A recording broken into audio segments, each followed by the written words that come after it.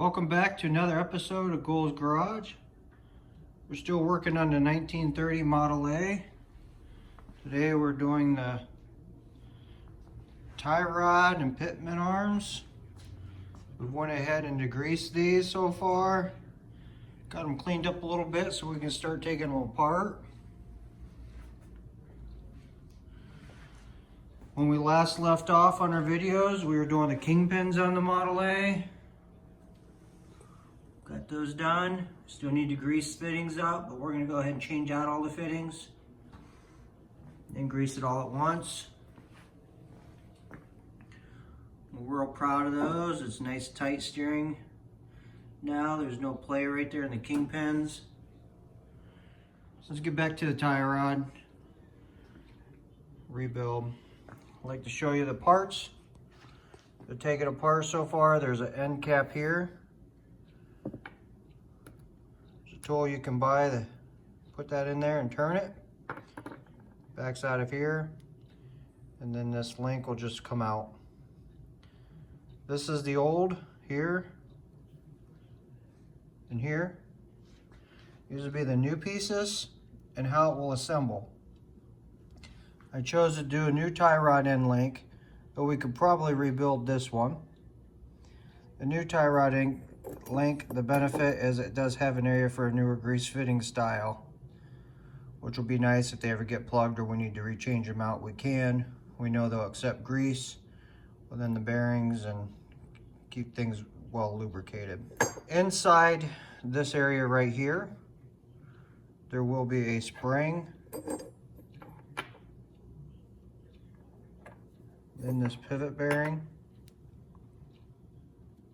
This armature will go in here,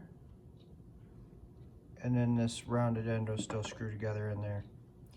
Then you'll adjust that accordingly, and everything should be good. Showing you on this one right here, we had no problems with steering right or left. It actually went down the road, tracked quite well, nice and even. So we're going to reassemble the new one with the same threads.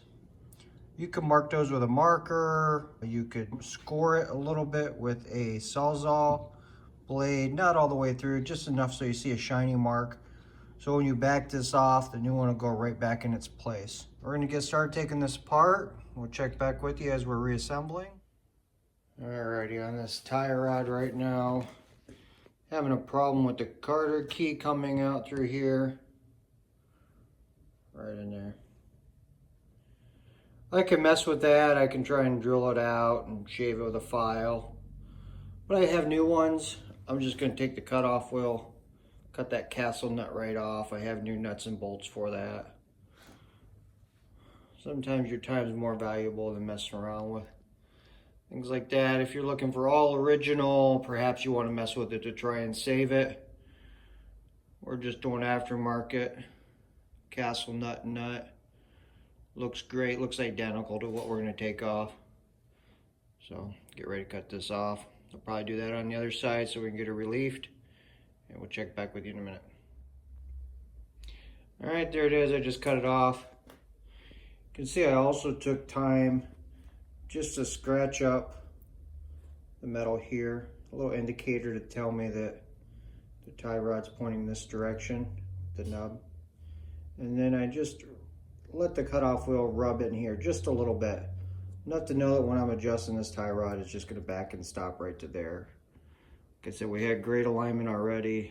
No sense in having to redo the whole alignment. If we were redoing it, I would also maybe just put tape around here and just back it up to the tape with a mark. The amount of touch I did here on the thread, you'll still be able to realign the steering if you want also. This is just a old gearhead trick.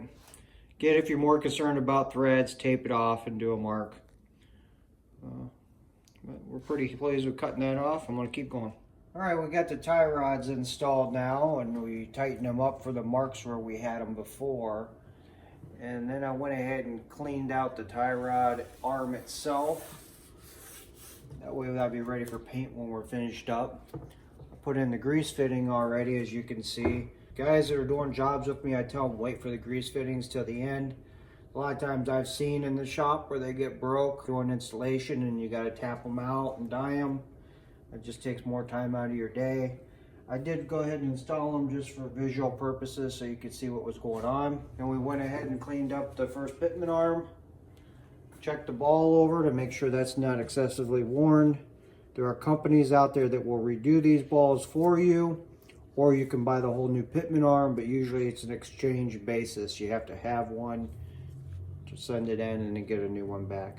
This still looks in good shape. There is a retainer cap and seal that will be going on and over this. Just like so. So when you go ahead and grease this fitting, you won't get too much grease pushing out. There is a spring in the cap inside of here. This will get pressure fitted in here a little bit. There we go. A little tap, make sure it's in place. You can see it's not sealed anywhere along here. So if I grease that, grease would be just pushing out the fitting and through this area. The next stage now is to apply the end cap. As you tighten, that's going to apply pressure on that back bearing and spring, and we can tighten that up so it's aligned and fills the gap evenly. That's what we use this tool for, right here, the socket, and we'll tighten that up. We'll get that where we want it.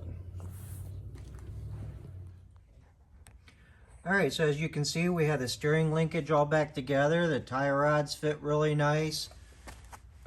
We have the grease fittings all back in place. We haven't painted it yet, but we'll probably paint that here shortly. Pretty much just want to show you everything's cleaned up, back together. Everything's nice and tight. No more wobble problems. Done both sides, as you can see.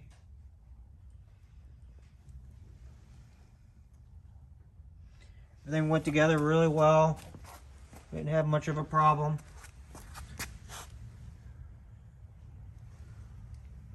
And there it is. Thanks for watching Gold's Garage.